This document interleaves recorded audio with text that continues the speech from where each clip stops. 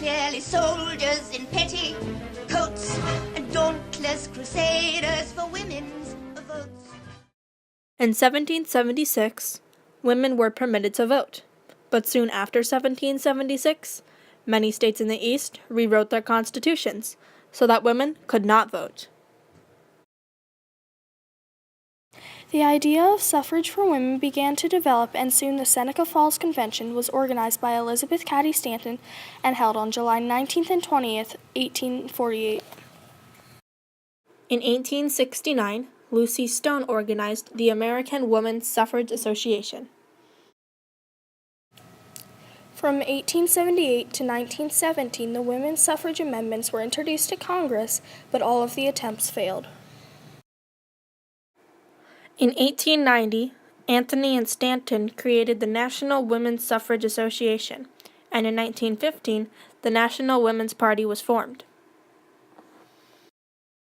Finally, in 1918, the support was finally mustered in the House of Representatives, and the 19th Amendment was proposed to Congress on June 4, 1919. The amendment was passed in June 1919, and it was ratified by the 38th needed state, Tennessee, in August 1920. The start of the women's suffrage began in the mid-19th century with Seneca Falls. This is also known as the First Women's Rights Convention. Women wanted equality in political, social, economic, legal, and religious areas. Even during the colonial period, there were women who wanted equal rights. Some women took over businesses after their husbands had died.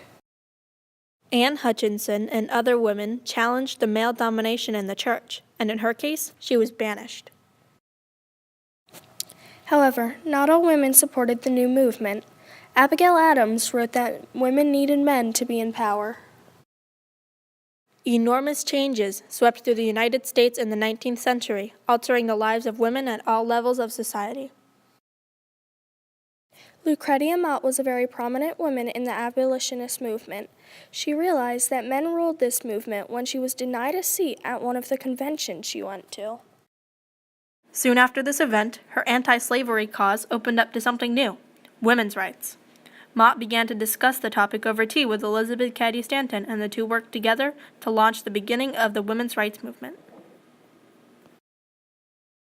Unfortunately, the public's interest in this new cause was interrupted by the Civil War. Susan B. Anthony did not start believing in women's rights until about 1851, but from then on, she was one of the most active people in the suffrage movement. In 1872, Anthony became the first woman to vote by dressing up as a man. After being arrested, she took her case to the Supreme Court asking if it was a crime for a United States citizen to vote. This event brought much attention to the women's suffrage cause. Anthony continued to fight for women's rights for the rest of her life, closing her last speech with "Failure is impossible." Before taking up the suffrage cause, Lucy Stone was a strong abolitionist.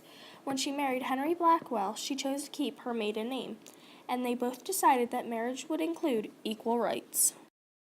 Stone organized the American Woman Suffrage Association in 1869, which was different than Elizabeth Cady Stanton's National American Woman Suffrage Association because men were not allowed to be members.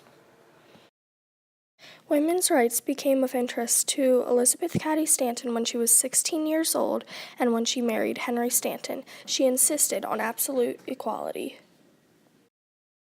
In 1848, she met Lucretia Mott, and the two organized the Seneca Falls Convention. Before the convention started, Stanton wrote the Declaration of Sentiments and Resolutions. In 1866, she ran for Congress and received 24 out of 1,200 votes, which were all cast by men. The Declaration of Sentiments was read by Elizabeth Cady Stanton at the Seneca Falls Convention, and it voiced what women wanted from the movement. It called for the equality of all men and women, voiced the fact that women felt oppressed by their government and society, and stated that women should be granted all of the same privileges as men. The only goal not listed on the Declaration of Sentiments was women's suffrage. Many people thought that it would be too high of a goal, and that they would be ridiculed by the public. The document was signed by 68 women and 32 men at the end of the Seneca Falls Convention. At the start of the Seneca Falls Convention, women were meant to run it entirely, but the leaders were not sure what to do, so men were invited to join. Overall, 260 women and 40 men attended. After the Seneca Falls Convention, Frederick Douglass wrote in an editorial, "We cannot be deterred from an expression of our approbation of any movement, however humble, to improve and elevate the character of any members of the human family." In the beginning, the women's suffrage movement was divided, with the National American Women's Suffrage Association and the American Women's Suffrage Association, but soon they merged by making a more conservative approach to promoting their cause. After this, the group started to focus on winning state by state. The National Women's Party was formed in 1915 and was started by Lucy Burns and Alice Paul. They were inspired by the women's suffrage movement in the United Kingdom. They used the same approach as the National American Women's Suffrage Association, but they took a more controversial stand, and they often used civil disobedience to advance their cause. This organization had more young women in it, and they took a more radical approach to gaining women's rights. The party also used more publicity techniques, like parades, demonstrations, and rallies to receive attention. Being a suffragette appealed to the middle and working class women, and also students and radicals. There were several different methods that they used as propaganda. They distributed literature, made posters, organized meetings, made public speeches, and marched in parades. Also, they lobbied in Washington, D.C., and chained themselves to the White House fence. If they were jailed, many resorted to hunger strikes. For the next 5 years, women would use propaganda to focus on changing state constitutions. World War I caused an interruption in the public's interest in the women's movement, but the National American Women's Suffrage Association tried to use the war to encourage women to be patriotic. Also, women used the president's words on posters and banners to argue for the suffrage cause. Many of the people who opposed suffrage were women from the upper class. They simply felt that the need to vote was unnecessary. These anti-suffragists, which were sometimes called aunties, held conventions and used propaganda just as the suffragists did. Dr. William Thompson Sedgwick stated that women voting would throw the world back 1,000 years.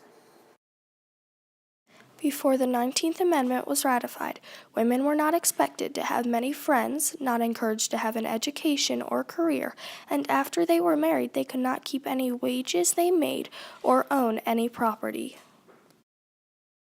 Woodrow Wilson made it clear that this was a state issue and not a federal issue. All of the attempted amendments introduced to Congress from 1878 to 1917 failed, but finally, in 1918, the support was mustered, but when it reached the Senate, it was not passed. However, the next year, the 19th Amendment was proposed to Congress on June 4, 1919. It was ratified by the last needed state, Tennessee, in August 1920. This amendment states that the right to vote would be equal for all citizens of the United States in every state. The women of the middle and lower classes wished to explore and expand their rights. They created new means of protest and eventually triumphed. We're clearly soldiers in petticoats and dauntless crusaders for women's votes.